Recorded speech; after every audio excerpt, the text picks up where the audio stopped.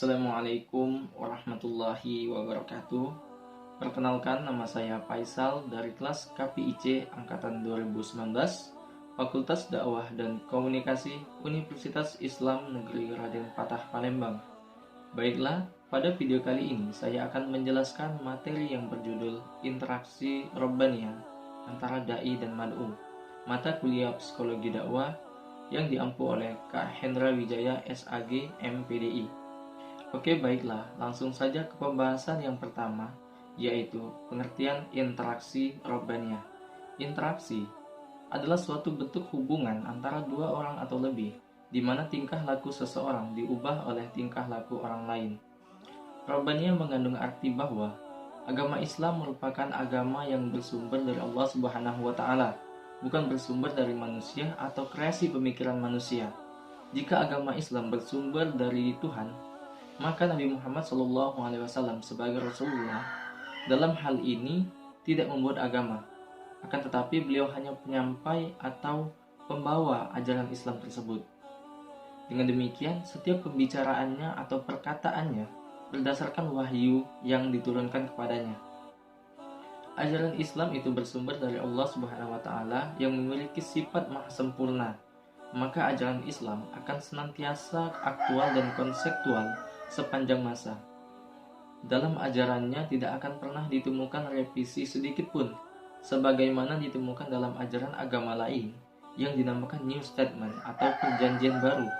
Allah selalu menjamin agar ajaran Islam ini selalu original, autentik atau murni. Baiklah, saya akan menjelaskan materi yang kedua, yaitu Robbaniyah dari aspek dan sumbernya. Syariat Islam bersifat Robbaniyah. Artinya, syariat Islam bersumber dari wahyu Allah Subhanahu wa Ta'ala kepada Rasulullah Sallallahu Alaihi Wasallam. Syariat Islam lahir bukan karena hasil perenungan, olah pikir, kajian, rekayasa, dan ambisi tertentu, golongan tertentu, partai tertentu, atau negara tertentu. Tetapi syariat Islam datang dari sisi Allah Subhanahu wa Ta'ala sebagai cahaya petunjuk bagi seluruh makhluknya.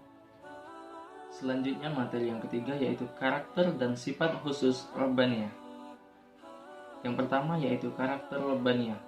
Menurut Mazin Ibnu Abdul Al-Karim Al-Freh, Robbani adalah orang-orang yang memiliki karakter khusus yang meliputi: yang pertama yaitu murabbin hakim atau pendidik yang bijaksana.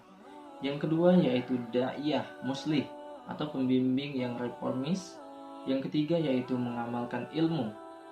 Yang keempat, taqiyun halim atau bertakwa lagi penyabar.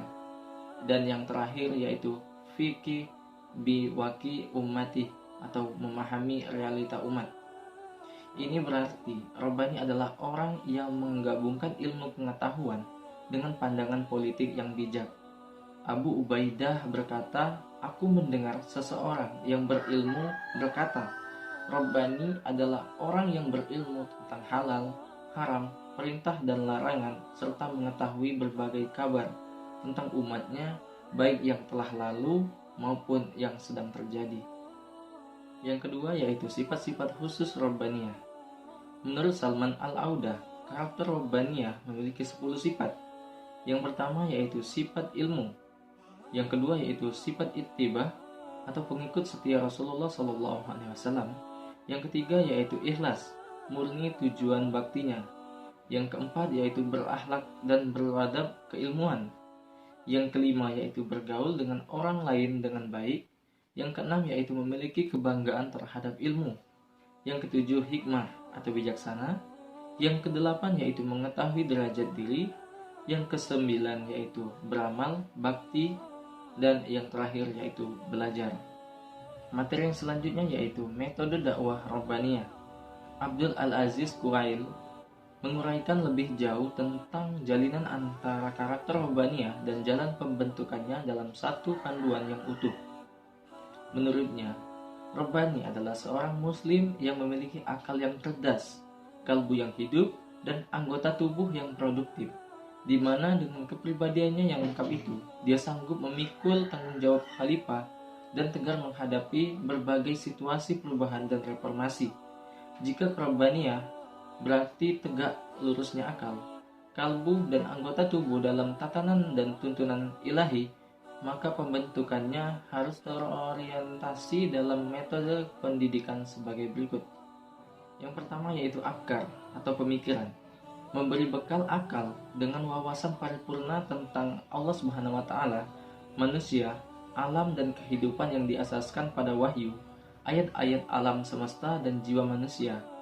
Inilah langkah pertama dalam pembentukan yang bertolak dari didahulukannya wahyu, Iqra, sebagai asas pendidikan pemikiran orisinil yang dapat memberikan keyakinan tentang pemahaman valid serta menjauhkan akal dari keruwetan filsafat dan prasangka.